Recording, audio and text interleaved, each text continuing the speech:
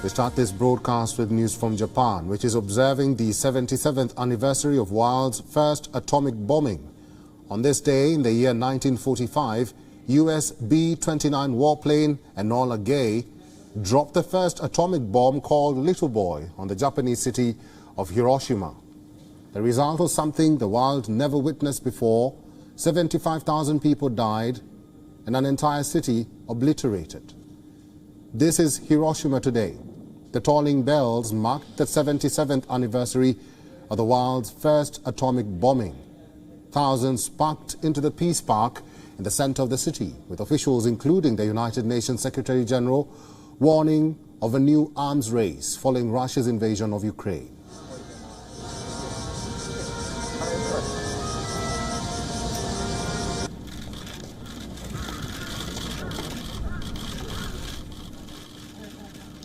And today, the world is in danger of forgetting the lessons forged 77 years ago.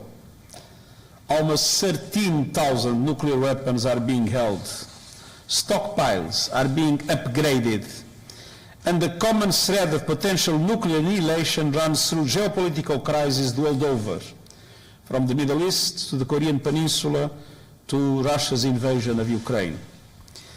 It is unacceptable for states in possession of nuclear weapons to admit the possibility of nuclear war. The signals are flashing red. Apart from the actual use of nuclear weapons, there are also dangers of catastrophe emanating from an accident at a nuclear plant. The case in point is Ukraine. There are fresh tensions as Kyiv and Moscow are trading blame of a strike near a nuclear power plant. Ukraine's nuclear agency says Russian rockets have damaged part of a giant Russian-controlled Zaporizhia nuclear power plant. Moscow, in turn, has accused Ukrainian forces of targeting the plant. On Friday, parts of Ukraine's Zaporizhia nuclear power plant were seriously damaged by military strikes that forced one of its reactors to shut down. The Europe's largest atomic power complex is now in the center of a raging battle, and its safety has raised concerns. Сьогодні окупанти створили чергову надзвичайно ризиковану ситуацію для всіх в Європі. Вони обстріляли Запорізьку АЕС, причому двічі за день. Це найбільша атомна станція на нашому континенті, і будь-які обстріли цього об'єкту – це відвертий, зухвалий злочин, акт терору. Earlier this week, the United Nations nuclear watchdog appealed for access to the plant, which Washington says Russia is using as a battlefield shield. While the nuclear facility remains caught in the conflict, the Russia-Ukraine war has given a fresh impetus to those barking for a stronger nuclear deterrence. While leaders are enhancing stockpiles at a cost of hundreds of billions of dollars, there are almost 13,000 nuclear weapons currently held in arsenals around the world.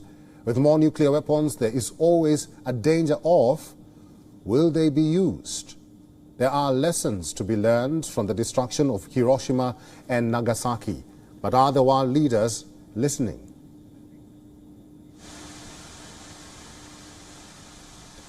Well, there are lessons to be learned from the destruction of Hiroshima and Nagasaki. But are the world leaders also listening to this fact? For more on this, we are now being joined by John Erath, who is the Policy Director of the Center for Arms Control and Non-Proliferation in Washington. Erath, welcome to WION. Thank you. It's very good to be with you today.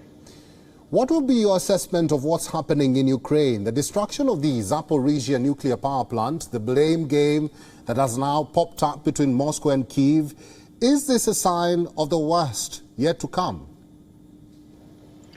I don't know if it's a sign of the worst, but it is certainly a very serious situation. It's just such a bad idea to have a war near a nuclear power plant where the potential for an accident is very high. This is something that I think the Russians were well aware of when they took over the area in March. And it's something that they are aware of today as they move military equipment into the vicinity of the plant, increasing the chance that the fighting could spread to damage the facility. John, there have been fears of a nuclear threat ever since plants in Ukraine were targeted. Are these concerns justifiable? And what will be the ramifications of frequently targeting nuclear power plants? Nuclear power plants are solidly built. They're meant to withstand some level of damage, but they're not meant to withstand war. And so if there is active fighting that is going on around a nuclear power plant, it increases the potential for an accident where you could have a release of radioactive material, or you could have a shutdown of the cooling system, which could lead to an explosion. Modern nuclear plants are not like Chernobyl, so the dangers of an accident of that magnitude are relatively small, but they are still unacceptable. John, what do you make of United Nations chief warning of a new arms race following Russia's invasion of Ukraine? It's a very serious situation. Back in January of this year, the five nuclear weapon states, the five official nuclear weapon states, put out a statement that said nuclear weapons are for defense and deterrence only. But scarcely more than a month later, the Russian government came up with a new use besides the traditional defense and deterrence, which was using the threats of nuclear attack to try to keep other countries from assisting Ukraine, turning nuclear weapons from a deterrent to an instrument of aggressive statecraft. This is incredibly dangerous because it reduces the will of the nuclear weapon states to disarm, and it increases the chance that someone else out there will decide to imitate Russia and build more nuclear weapons so that they can make their own threats. All right. Irath, finally, how can the world avert another Hiroshima or even Nagasaki? What needs to happen now? Do you support calls for nuclear deterrence? I think what needs to happen now is we need to look very carefully at what the consequences of the war in Ukraine are. If these nuclear threats that Russia is making are perceived to be successful, it will lay the ground for an additional use for nuclear weapons to make these threats in the future. So the war has to end with these threats not being seen as facilitating a Russian success. And then we need to learn the lesson, which should be obvious to everyone, that the world would be safer with fewer nuclear weapons, not with more.